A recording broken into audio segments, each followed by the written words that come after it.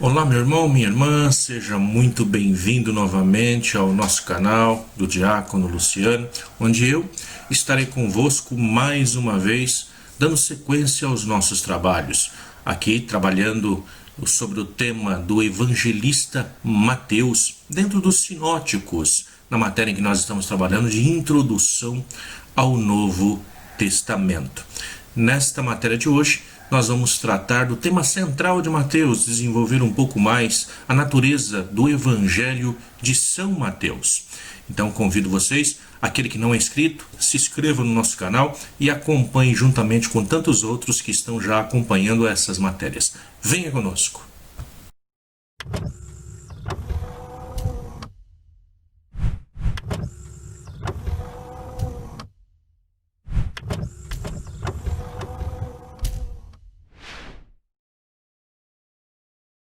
Estamos nós novamente então com esse nosso programa, onde hoje nós vamos estar falando aí sobre o evangelista Mateus, dando continuidade ao nosso estudo.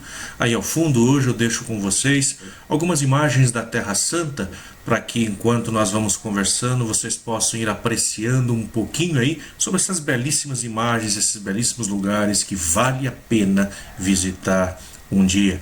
Logo abaixo aí no vídeo, portanto, vocês têm aí uma imagem do Mar da Galileia, local onde Jesus manteve grande parte da sua vida, inclusive junto com os seus apóstolos. É exatamente aí que ele vai procurá-los, que ele vai chamá-los. Eles eram pescadores. E aí Jesus vai chamá-los para ser pescadores de homens, como nos apresenta o próprio evangelista Mateus. Aí está então a terra prometida, a terra de Canaã, a terra ao qual Deus vai cuidar para que os filhos de Israel possam possuir no decorrer da sua caminhada. No nosso último encontro nós começamos a falar sobre o evangelista Mateus, nós desenvolvemos o ponto da questão do seu evangelho, né? O evangelho, quem é esse personagem, quem é esse escritor. Então nós falamos sobre as hipóteses que envolvem, falamos sobre o local e data do qual teria sido escrito esse seu evangelho, e hoje nós entramos sobre o tema central, começaremos a falar sobre qual é o tema central sobre o evangelista Mateus. Então muitas coisas nós temos ainda para ver, para caminhar. Mateus ele escreve o seu evangelho para judeus, e a eles apresenta Jesus, que deve ser reconhecido como o Messias que eles estavam esperando. Então, o Evangelho é escrito, direcionado para judeus, como nós já havíamos falado na aula passada, no nosso encontro passado. Entretanto, o seu próprio povo, eles o rejeitaram. E assim, ele se coloca fora do reino messiânico. Portanto, esse povo acaba ele mesmo procurando ficar fora do reino messiânico. É claro que aqui nós não podemos falar de todos, mas de alguns. Um texto que mostra a rejeição clara dos judeus é o texto de Mateus, capítulo 27, versículo 24 seguintes, que vale a pena você pegar na sua Bíblia e fazer a leitura, portanto, desse texto. O cumprimento da lei é o tema central do Evangelho de Mateus. Cumprir a lei. E Jesus é apresentado como aquele que cumpre a lei em sua íntegra, em toda a sua passagem. O tema da justiça é constante no seu Evangelho. A justiça como superação de todo empecilho, a fim de que o homem seja plenamente feliz. Portanto, a superar todos os empecilhos através da justiça. Essa é a proposta do evangelista. O reino de Deus é apresentado aqui no Evangelho de Mateus como uma realidade presente. Ele já está no nosso meio, ele já está acontecendo. É uma realidade de proximidade nossa. Isso nós vemos em Mateus capítulo 3, versículo 2. Isso volta novamente lá no capítulo 4, versículo 17 e no versículo 23. E também se aprofunda sobre isso no capítulo 9, no versículo 35. Mas também o reino é uma realidade futura, uma realidade que ainda vai acontecer. Então, uma dicotomia entre o já e o ainda não. O reino que já aconteceu, mas ainda está por vir. E se está por vir, Mateus vai apresentar isso lá no capítulo 5, no versículo 3, retoma no mesmo capítulo, no versículo 10, no versículo 19. Ele se aprofunda sobre esse tema quando nós chegamos no capítulo 7, lá no versículo 21.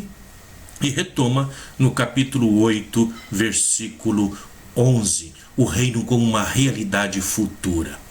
Então nós vamos ver que aqui nós temos algo que se apresenta e se identifica como a vida eterna nesse reino de Deus que está por vir. Mas é um reino que já começou para todos aqueles que fazem a vontade de Deus. O reino de Deus é apresentado como sendo a própria igreja, é apresentado como sendo a imagem da própria igreja, essa comunidade de fiéis. Portanto, isso Mateus vai tratar lá no capítulo 16, no versículo 18, e vai dar seguimento a isso também no capítulo 18, versículo 17. Enquanto a comunidade hierárquica da qual os discípulos constituem a existente realidade representa o futuro corpo dirigente. Então vai nos apresentar esse reino no qual nós vamos ter uma realidade presente, onde essa comunidade, ela representa e, portanto, um corpo dirigente, representa uma comunidade, uma igreja. Mateus vai trabalhar muito com a questão do Pai. Quem é o Pai? Quem é Deus no Evangelho de Mateus? Esse evangelista vai tratar a Deus como Pai, não como um rei, não como aquele que reina sobre os seus súditos e que todos têm que fazer a sua vontade do jeito que ele quer ao seu bel prazer. Não. Mateus, ele trata a esse Deus, ele se remete a esse Deus como Pai. Mais de 35 vezes, Jesus fala do Pai dentro do Evangelho de Mateus. Alguns exegetas vão dizer que ele só chamava a Deus de Abba. Abba, no hebraico, traduzindo para o bom português, seria uma abreviação, ou colocando um diminutivo, onde nós dizemos paizinho. Esse é o significado de Abba. Abba, paizinho. Muitas vezes, estando aí pelas terras de Israel, quando nós vemos os pais que passeiam com seus filhos, nós escutamos às vezes os filhos que ficam para trás, saírem gritando atrás, Abba, Abba, paizinho, paizinho, me espere. Essa expressão de ternura, de filho confiante, que expressa o amor de Jesus com o Pai. Isso era ousado demais para aqueles tempos.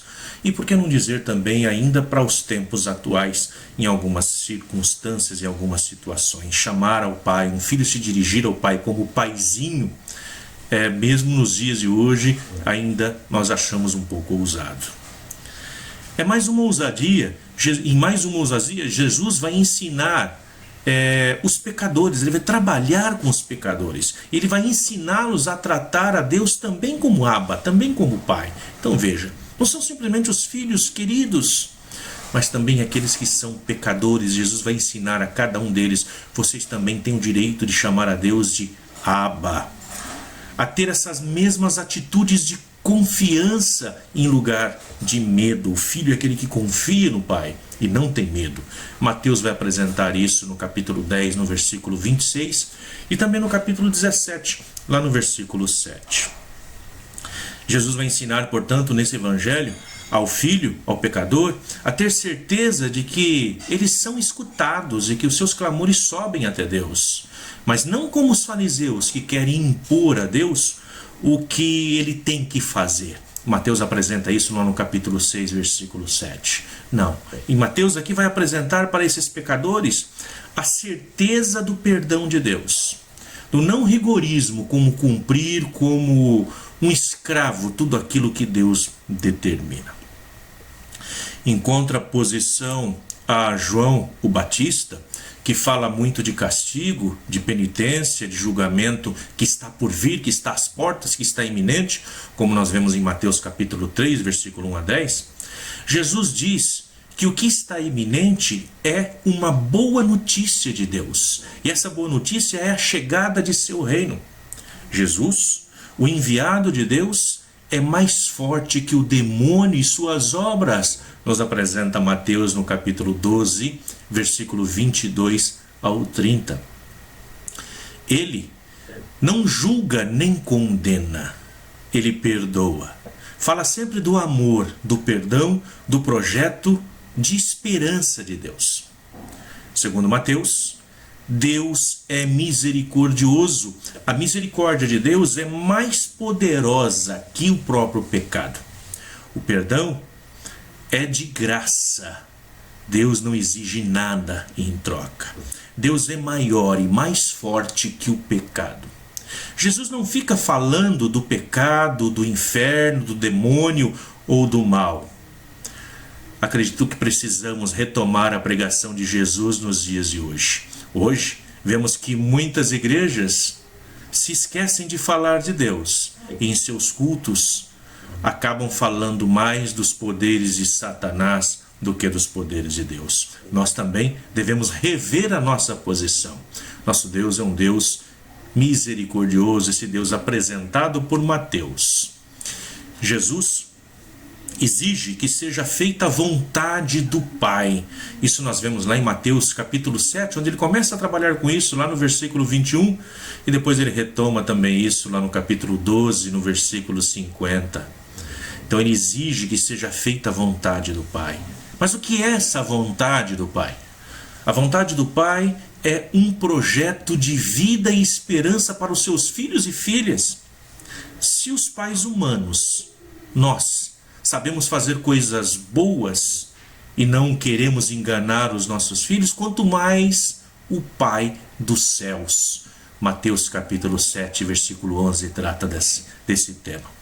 Ele, portanto, providencia o necessário até para os passarinhos no céu. Mateus 10, 29. Tenha confiança, é o que vai nos dizer o evangelista. Fazer a vontade do Pai não é resignação, não é submissão a uma vontade absurda e irracional que ninguém sabe nem entende. Deus quer que sejamos como Ele na generosidade e na entrega. Dessa forma, o evangelista vai nos apresentar a oração que, por excelência, Jesus vai ensinar aos seus apóstolos. A oração do Pai Nosso.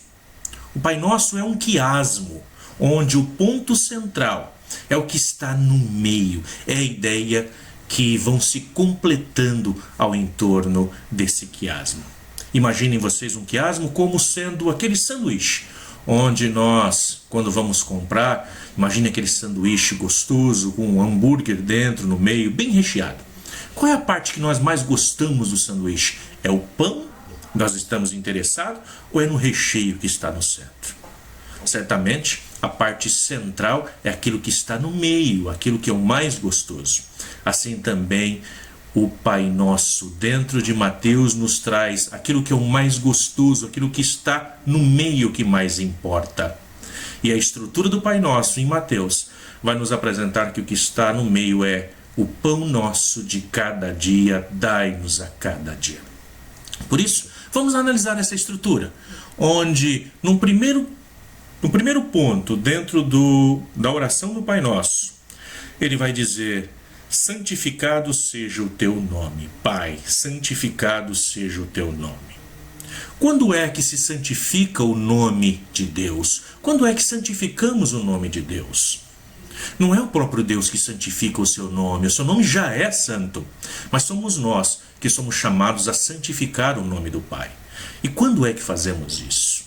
Assim como Jesus, quando entrega a sua vida no alto da cruz para fazer a vontade do Pai. Não que a vontade do Pai fosse a cruz, a vontade do Pai é que o reino aconteça. Portanto, somos nós que santificamos a vontade, santificamos o nome do Pai, quando nós fazemos a vontade, fazemos com que o reino dele aconteça.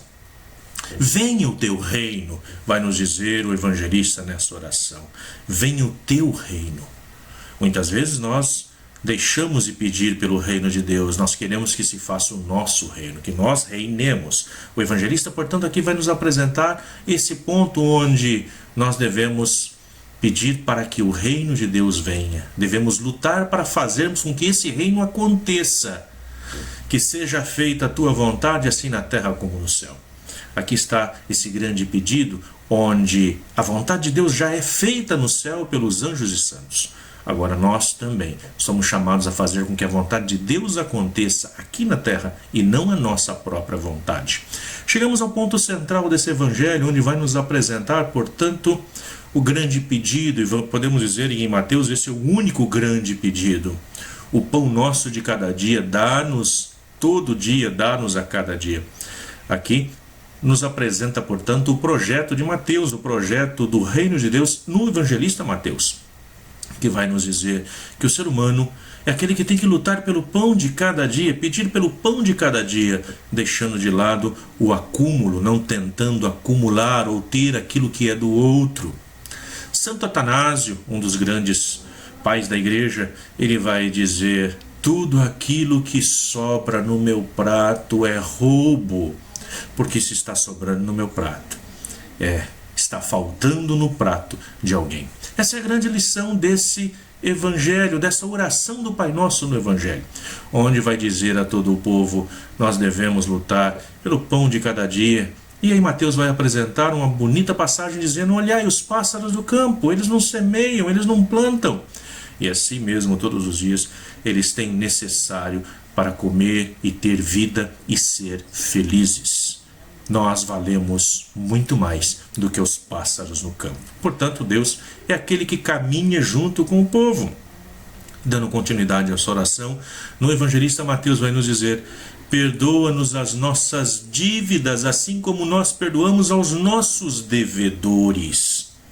Vejam só, antes de se aproximar do teu Deus e pedir perdão, primeiramente o nosso passo é nós darmos o nosso perdão, perdoar as faltas dos outros, perdoar as dívidas que os outros têm conosco. Somente depois de isso ser feito é que eu posso me aproximar de Deus para pedir o perdão. Como posso exigir que Deus me perdoe ou esperar que Ele me perdoe se eu mesmo não perdoo ao meu irmão?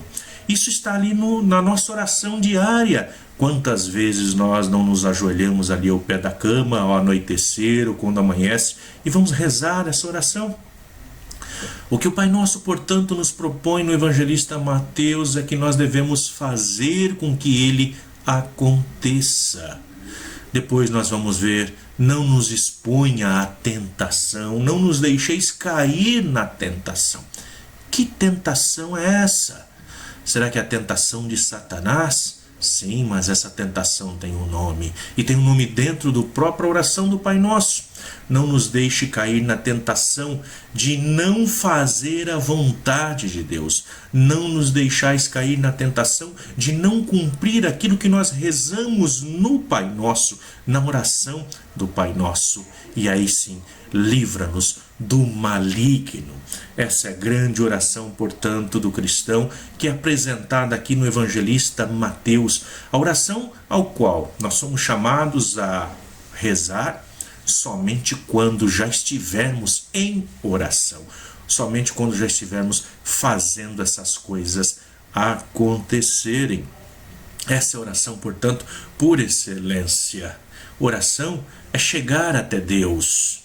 Nós conhecemos a palavra no hebraico como Babel. Babel é porta de Deus. El, Deus. Bab, porta. Porta de Deus, portanto. E quando é que nós batemos na porta de Deus? Quando nós estamos em oração. A isso, o evangelista, portanto, nos traz dentro dessa oração do Pai Nosso, nos dizendo: quando orardes, fazei isso. Quando orardes, cumpram o Pai Nosso. E aí sim, nós podemos rezar isso, fazendo com que o reino de Deus passe a ser verdade no nosso meio. Ou seja, um reino que está, mas ainda não. Um reino que já chegou, mas ainda não. Pedindo sempre a Deus que nos livre, então, da tentação de não cumprir o que nós rezamos no Pai Nosso. Para Jesus, o perdão está acima da lei. O impuro poderia ser apedrejado segundo as leis judaicas, mas Jesus é aquele que cura. Quem segue Jesus não fica preso às leis, mas vai além da lei. E quais seriam essas profissões impuras que nós teríamos dentro do judaísmo? Uma delas, o açougueiro, porque é aquele que toca o sangue da vítima, mata o animal para poder entrar em contato, portanto, ele já é pecador, é uma profissão que o torna impuro. O cobrador de impostos também, por estar tirando da vida do outro. O coveiro também era uma profissão impura, porque tocava no morto e aí não poderia participar no culto, teria que antes fazer a purificação. Os pecadores também eram considerados impuros. Os pescadores, porque podem estar lançando suas redes e se pegarem peixe sem escama, peixe de pele, quando tocar no peixe, se tornariam impuros. As mulheres também eram consideradas impuras. Portanto, todos esses eram chamados impuros. Esses eram os publicanos, aqueles que todos sabem que são impuros, os públicos, os que não seguem a lei, segundo a antiga tradição judaica. É por isso que ninguém tocava em um cadáver, é por isso que esperavam 3 dias para decretar a morte, portanto, de uma pessoa. A esses é que Jesus, portanto, no Evangelho de Mateus, vem anunciar a boa nova. É para esses, portanto, a eles que pertence o reino dos céus. Desde o ano de 597 a.C., já existia no meio judaico uma promessa de um Messias, de um ungido, que iria libertá-los, que viria para libertar o seu povo. Esse Messias Salvador, que vem de Deus, tem que ser puro. Este é o grande problema para os judeus. Segundo as suas leis e costumes, Jesus, ele é todo impuro. E aí, por isso, muitos judeus não vão conseguir acreditar que esse Jesus seria o Messias. Mas como assim Jesus seria impuro? Vamos ver só, dentro da tradição judaica, o próprio evangelista Mateus vai nos apresentar isso. De onde é Jesus? É da Galileia, de Nazaré. Ele passa por Samaria, na ida ao templo. E quem passa por lá se torna impuro. Todo galileu, portanto, é impuro. Isso nós vemos lá em Mateus capítulo 13, versículo 55. Nós temos um caminho para fazer. Nós vimos isso quando estávamos estudando Marcos. Então, se você quiser se aprofundar um pouco mais nisso, volta lá, veja o vídeo nós falando sobre o evangelista Marcos, quando nós falamos sobre a trajetória do caminho. Ou seja, quem é de Nazaré, quem é da região da Galileia, para poder vir até o templo de Jerusalém, tem que passar pelo meio de uma cidade chamada Samaria. Ao pôr o pé na Samaria, se tornava impuro. Mas tudo bem, você está indo para o templo e no templo você vai se purificar. Mas e na volta? Na volta você vai passar novamente pela Samaria, portanto se tornará novamente impuro. Isso inviabiliza que aqueles da Galileia vão para o templo. Portanto, todos que olham para aquele pessoal todo da Galileia diziam, todos eles são impuros. Daí a grande pergunta também do evangelista Mateus, quando Jesus está se aproximando e vão perguntar, não é ele o filho de Maria? Nós não conhecemos os seus irmãos e piriri parará? Vem alguma coisa que presta da Galileia? Olha só a grande pergunta, né? Exatamente por, segundo a lei, serem considerados impuros. Jesus é aquele que come com os pecadores, os pescadores, os cobradores de impostos. Jesus está comendo sempre com eles. Mateus nos apresenta isso lá no capítulo 9, versículo 11. No grupo de Jesus também tem mulheres, ou seja, ele anda com as mulheres, anda, portanto, com os impuros. O outro evangelista também, Lucas, vai nos apresentar isso lá no capítulo 1, versículo 42. Ele não respeita o sábado, ele colhe espigas, ele cura no sábado. Mateus 12, lá no versículo 1 também nos apresenta isso. E outra, ele morre na cruz. O livro do Deuteronômio, lá no capítulo 21, versículo 22, 23, diz: maldito o homem que morre no madeiro, Deus o abandonou. A cruz, portanto, é escândalo para os judeus. E Jesus é aquele que vai morrer na cruz. Os pais daquele que morre na cruz, Eles são proibidos, inclusive, de pronunciar o nome daquele que morreu dentro de casa. É como se ele nunca tivesse existido, como se fosse apagado do livro da vida. E Jesus é aquele que vai morrer na cruz. Mateus, sabendo disso, diz: sua família, genealogia, seus ancestrais, está cheio de gente impura. São 4 mulheres impuras se nós formos olhar a genealogia de Jesus. Nós vemos lá em Mateus, no capítulo 1, versículo 1 seguinte, onde ele vai falar dentro da sua genealogia, ele vai citar uma mulher, Tamar. Tamar é uma prostituta. Nós olhamos isso lá em Gênesis, capítulo 38, versículos 6 ao 29, vai contar toda a história dela. Raabe, nós vemos também lá em Josué, capítulo 2, versículo 1 seguinte, também prostituta. Também Ruth, isso nós podemos pegar no próprio livro de Ruth. A mulher de Urias, aquela que Davi manda matar seu marido para ficar com ela, ela é a mãe de Salomão. Então vejam, nós temos aí toda essa descendência aí impura. E tem mais, Jesus ainda nasce de uma virgem. Para nós hoje, nós valorizamos, a questão da virgindade. Dentro do judaísmo, uma mulher ser virgem é sinal de maldição, pois dar à luz é sinal de bênção. Então, aquela que não tem filhos é considerada maldita por não poder gerar. A mulher, pelo simples fato de poder gerar, ela já é considerada, dentro do judaísmo, igual a Deus. Ela gera vida. O fato dela não poder gerar vida traz sobre ela a maldição. Esse era o pensamento, então, daquela época. Então, pela linha de pureza, Jesus jamais seria o Messias. Quem vai aceitar? Só os impuros, aqueles que têm fé. O templo não aceita, os fariseus não aceitam, o sinédrio não o aceita e o condena à morte e morte de cruz. O evangelista Mateus, portanto, vai trabalhar dentro dessa lógica para poder apresentar aos judeus que o estão seguindo, que estão começando a crer em Jesus, para poder apresentar que ainda assim, Jesus, ele é o Messias, aquele que é enviado por Deus. Muito bem. Hoje ficamos por aqui, mas vamos dar continuidade ainda a esse nosso estudo. Espero que vocês tenham gostado das imagens que estão passando para vocês aí. São todas imagens reais da Terra Santa que eu passo a apresentar a partir desse encontro para vocês.